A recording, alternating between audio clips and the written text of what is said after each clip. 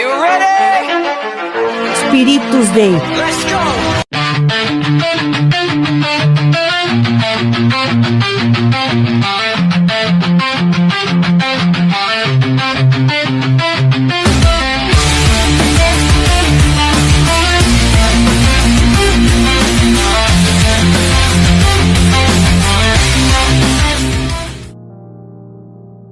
Bonsoir, frères et sœurs bien-aimés en Jésus-Christ. Et nous allons continuer notre aventure dans ce partage sur certains thèmes qui pourraient nous aider dans notre mariage. Et vous savez bien que le mariage est très attaqué de nos jours. C'est un courant relativiste. Certains courants athéistes veulent détruire la cellule familiale qui est la première cellule constituée par l'homme et la femme. Et donc, ces enseignements rentrent dans le cadre du renforcement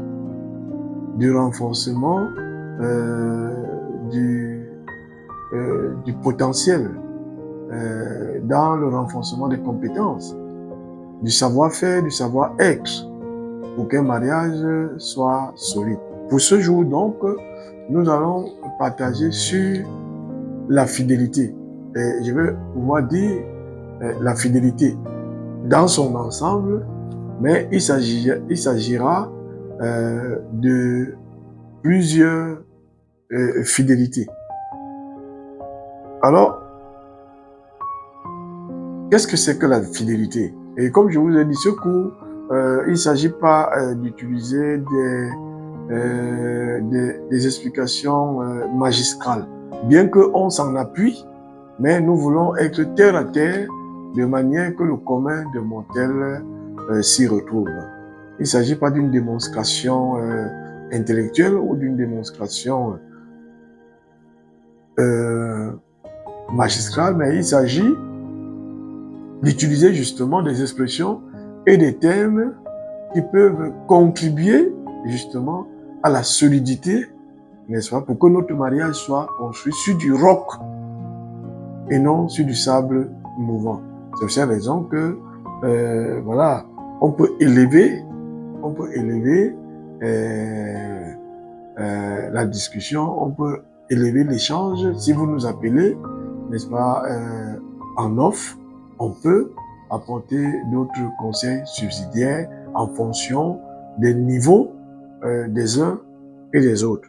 Donc, par fidélité ici, nous allons la définir comme étant le respect dans la durée des engagements écrits, verbaux et tacites, n'est-ce pas, pris par les conjoints dans le cadre de leur mariage. Je dis bien, par fidélité ici, dans le couple, nous la définissons comme étant les engagements à respecter dans la durée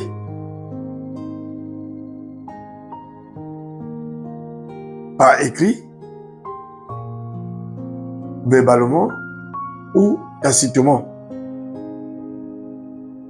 Alors, je vais commencer par une fidélité écrite. Les fidélités écrites sont l'ensemble des documents écrits, n'est-ce pas, ou vocaux enregistrés, n'est-ce pas, qui rappellent l'engagement des époux. Entre autres de ces documents écrits, il y a l'acte de mariage. Ça, c'est un document écrit dans lequel, n'est-ce pas, les deux conjoints s'engagent sur la base du code civil, n'est-ce pas, à entrer en relation de mariage. C'est eux qui définissent ce que sera leur mariage. qui s'appuie lui-même sur la loi. Et puis, c'est eux qui m'ont dit que, bon voilà, nous voulons un mariage polygamique, nous voulons un mariage monogamique, nous voulons un mariage avec communauté de biens, nous voulons un mariage avec séparation de biens. C'est leur bon vouloir, c'est eux qui l'écrivent. Mais vous savez déjà très bien que pour le mariage chrétien, il n'y a qu'une seule option pour le mariage, c'est le mariage chrétien doit être monogamique avec la communauté de biens. Bon, c'était en passant, sans pour autant jeter l'anathème sur ceux qui font autre chose. Mais ici, je parle du mariage chrétien. Alors, donc, il y a l'acte de mariage qui est un engagement écrit de fidélité. Il y a l'acte de mariage coutumier. Là, pendant le mariage coutumier pour les Africains, n'est-ce pas, on fait d'abord la dot, où on fait des pourparlers. Et dans ces pourparlers-là, il y a un certain nombre de rites, il y a un certain nombre d'engagements, n'est-ce pas, écrits et même verbaux, que les deux conjoints prennent l'un envers l'autre. Il y a les messages vocaux, il y a les messages écrits par WhatsApp, par Messenger, par n'importe quoi, où les deux conjoints peuvent s'engager sur un certain nombre de réalités pour leur vie conjugale. Hein? Il y a la signature du registre de mariage religieux. Pendant que vous mettez votre signature sur le registre du mariage religieux, le jour du mariage, vous vous engagez par là de respecter, n'est-ce pas, les propriétés essentielles et la définition du mariage chrétien. Il y a sa carte de baptême, par exemple. C'est un document écrit et dans lequel vous avez, n'est-ce pas, les sacrements d'initiation chrétienne, notamment le baptême, la première communion, la confirmation, hein, et ensuite vous avez le mariage. En acceptant d'être baptisé, vous vous engagez à respecter les règles du baptême, à devenir une nouvelle créature, à devenir frère de Jésus-Christ. Voilà. Donc, ça, c'est un engagement écrit. Il y en a plusieurs autres comme ça. Ça peut être un contrat que vous faites, n'est-ce pas, entre vous, c'est écrit. Ça, c'était pour les mariages, pour les fidélités, les engagements écrits. Maintenant, pour les engagements, ou alors les fidélités verbales, il y a tout ce qui s'est dit sans trace. Les promesses verbales, les engagements verbaux, tout ce qui n'a pas une matérialité d'archives, notamment un vocal, un écrit, une vidéo, un texte. Non, ça se dit. Ça se dit verbalement. Ok. Et là, ce n'est pas parce que c'est dit verbalement qu'il n'est pas opposable à celui qui a pris comme engagement. Le non-respect de cet engagement-là devient une infidélité. Et il y a donc les fidélités tacites. Alors, par fidélité tacite, c'est que les conjoints n'ont pas écrit. Les conjoints n'ont pas dit. Mais les conjoints se trouvent en train de poser un certain nombre d'actes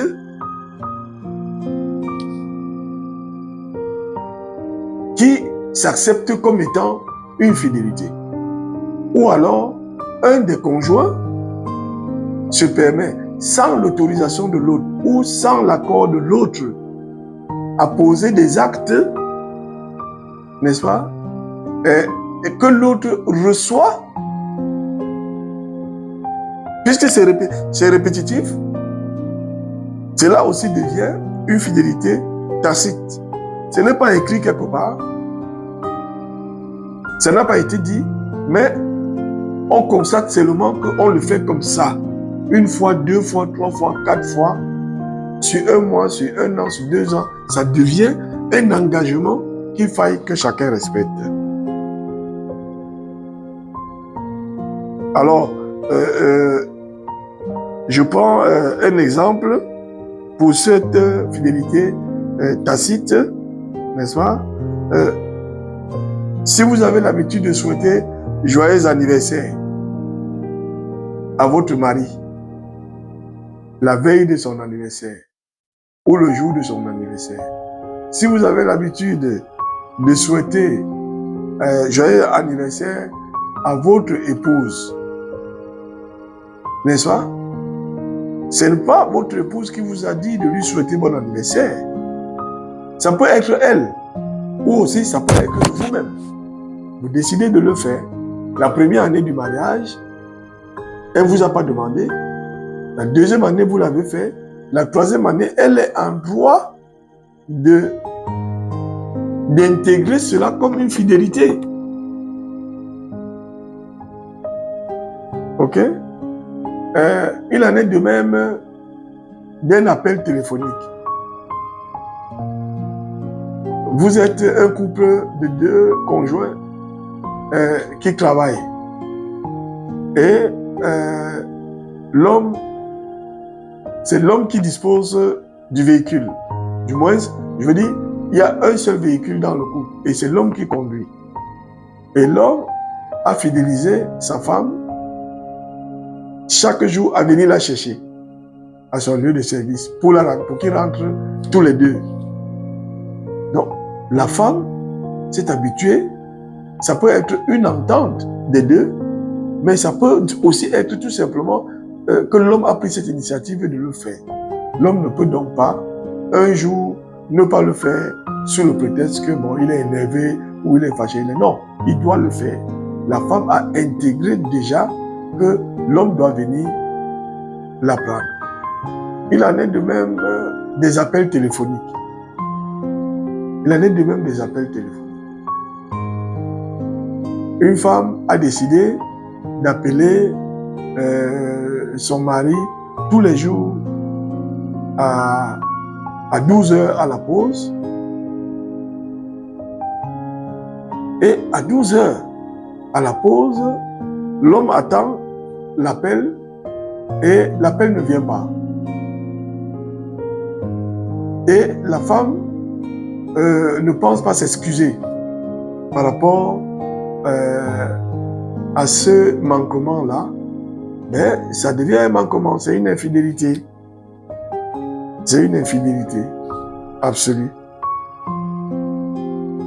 Je prends encore d'autres exemples.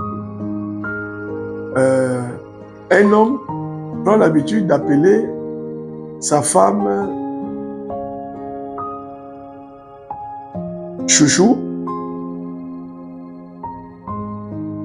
et la femme appelle son mari bébé, comme c'est la mode aujourd'hui. Ok? Alors, cela constitue aussi une fidélité. Ce n'est pas la femme qui t'a demandé de l'appeler chouchou ou mon chou. C'est toi qui as décidé de lui attribuer par affection, par amour, par plaisir, le nom de chouchou, le nom de étoile. Alors, ce n'est pas parce que vous êtes énervé que vous n'allez plus l'appeler chouchou. Vous allez l'appeler Pauline, Michel, Claude, ainsi de suite. Non. Vous l'avez fidélisé à écouter le vocal de chouchou. Vous devez toujours l'appeler. Ne pas l'appeler comme ça est une infidélité. Vous avez l'habitude au réveil de vous dire bonjour. Quand vous vous réveillez, ça devient une fidélité. Quand celui qui manque de le faire, ça devient une infidélité. C'est pour ces raisons que je disais tantôt que La fidélité, elle, n'est-ce pas, elle peut être écrite, elle peut être verbale, elle peut aussi être tacite. Dans les fidélités, dans l'une des fidélités qui pose énormément de problèmes est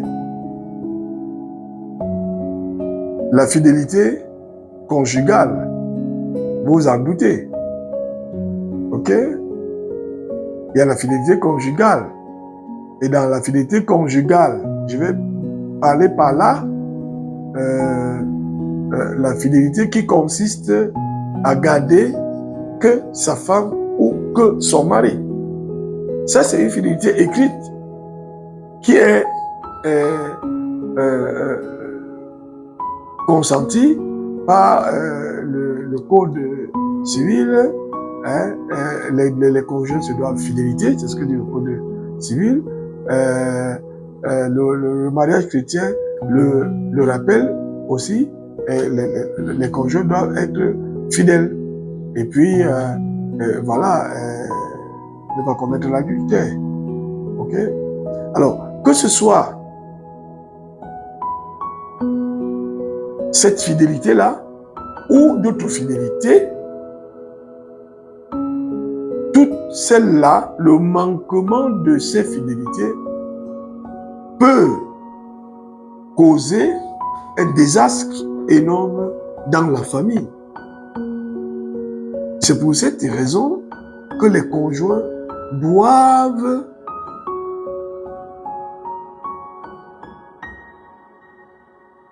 cultiver la fidélité.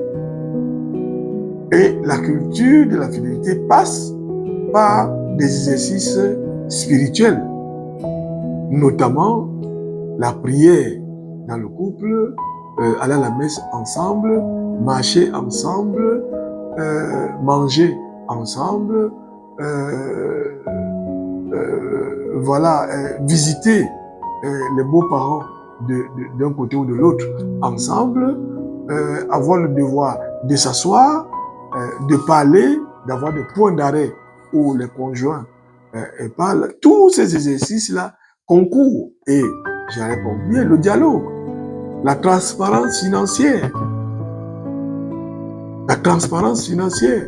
Dans un couple transparent financièrement, n'est-ce pas, il y a moins de risques d'infidélité que dans un risque, que dans un ménage où chaque conjoint c'est deux maisons, dans une maison où chacun fait de son argent ce qu'il veut, et qu'on puisse mettre tout simplement dire ok, toi tu t'occupes avec mon argent, je fais ci, avec mon argent. Non, vous devez faire la transparence financière telle que nous en avons parlé, n'est-ce pas? Donc, un couple, et il y a la pratique même, il y a la pratique de la sexualité dans le couple qui aide. Vous vous en doutez bien que quand vous avez une crise, quand vous avez un manquement quelconque, si vous priez ensemble, si vous êtes dans votre sexualité habituelle et courante, vous avez plus de risque de vous vous avez plus de possibilités ou alors plus de chances de rester fidèle. Savez-vous, quand vous manquez aux fidélités de moindre ampleur, je dis, je prends quelques cas, c'est-à-dire quand vous manquez à la prière, vous êtes infidèle, vous n'êtes pas assidu à la prière, vous n'êtes pas assidu à la messe, vous n'êtes pas assidu à vos recollections, vous n'êtes pas assidu au dialogue, vous n'êtes pas apte à être transparent financier, vous ouvrez une grande porte à d'autres infidélités plus grandes, notamment l'infidélité conjugale, mener une double vie ou faire peut-être des dégâts dehors.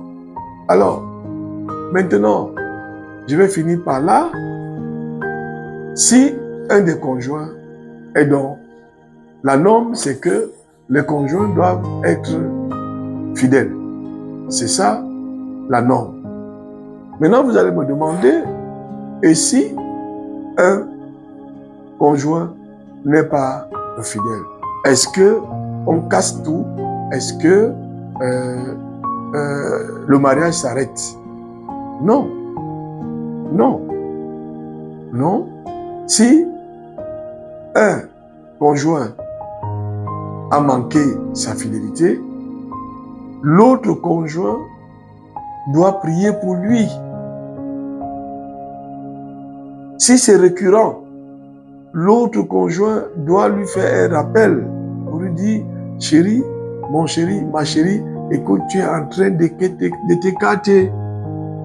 Écoute, avant, tu venais à la maison à 18h, tu sortais de ton boulot à 17h et à 18h, tu étais à la maison. Mais maintenant, tu arrives à 20h, tu arrives à 22h. Est-ce qu'il y a un problème? L'autre conjoint doit être à même de s'expliquer. Alors, même s'il ne s'explique pas, ou elle ne s'explique pas, ça n'arrête pas le mariage. Il faut continuer à prier pour elle, ou pour lui, pour sa conversion. Ça, la prière est une très grande puissance pour la conversion. Et dans ce cas, il faut avoir une bonne dose de conversion, une prédisposition au pardon. Quel que soit le manquement de la fidélité, il faut avoir une prédisposition au pardon. Parce que vous ne pouvez pas, sous quelque prétexte que ce soit, remettre, foutre en l'air une vie de 5 ans, 10 ans, 15 ans, 20 ans, 30 ans de mariage, sous le prétexte qu'un des conjoints a manqué à une fidélité. Il est donc toujours important de préserver la famille. Non pas de vivre le martyre, mais de vivre dans une espérance de prière pour l'autre, en apportant de l'amour pour l'autre, en affectionnant l'autre, en lui témoignant votre amour. Comme dit le magistère de l'Église, Dieu n'aime pas le péché, mais Dieu aime le pécheur. Et c'est pour cette raison qu'au péché, il y a la miséricorde. Et c'est pour cette raison que Jésus est la miséricorde parfaite. Dieu est amour, Dieu est la miséricorde. Dieu pardonne, Dieu a la propension au pardon. Et nous donc, les humains, nous devons essayer de nous mettre dans cette logique de pardon. Quand un conjoint ou une conjointe, n'est-ce pas, a manqué d'une fidélité au cours du mariage, n'est-ce pas, c'est un cheminement. Il faut lui marquer l'amour pour qu'il s'en sorte. Et à celui donc qui va manquer sa fidélité ou à celle qui va manquer sa fidélité, vous êtes dans la boue. Vous êtes dans la boue. Et il faut en sortir parce que ce n'est pas votre trajectoire. Votre trajectoire, c'est un mariage harmonieux. Donc quand vous tombez, levez-vous, essuyez la boue et avancez. Et pour terminer, donc, vous devez, n'est-ce pas, vous astreindre au sacrement de réconciliation, ce que les catholiques appellent la confession. Et donc, un couple chrétien doit faire régulièrement sa confession avant d'aller au sacrement de l'Eucharistie. Et donc, un couple qui fait régulièrement sa confession se remet déjà en cause.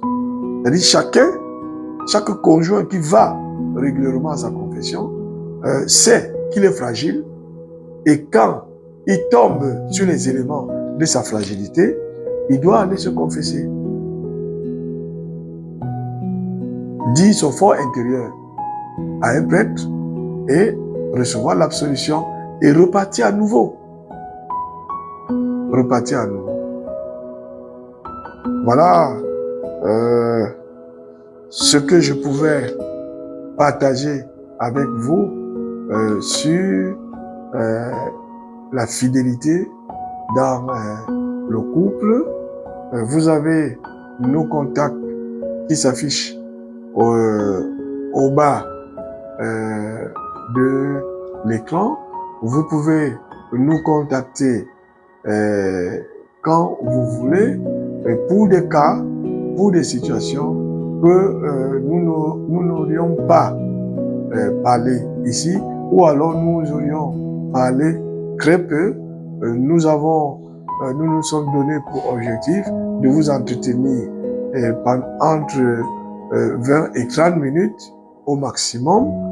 Ce n'est pas donc dans cet intervalle de temps que nous pouvons finir, n'est-ce pas, un thème. Nous essayons de choisir quelques morceaux choisis, n'est-ce pas, excusez-moi de la tautologie, nous prenons quelques morceaux choisis que nous mettons à votre disposition en espérant que cela vous touchera et que vous pourriez nous revenir en off pour partager avec nous, pour apporter votre commentaire, pour approfondir davantage. Je vous remercie.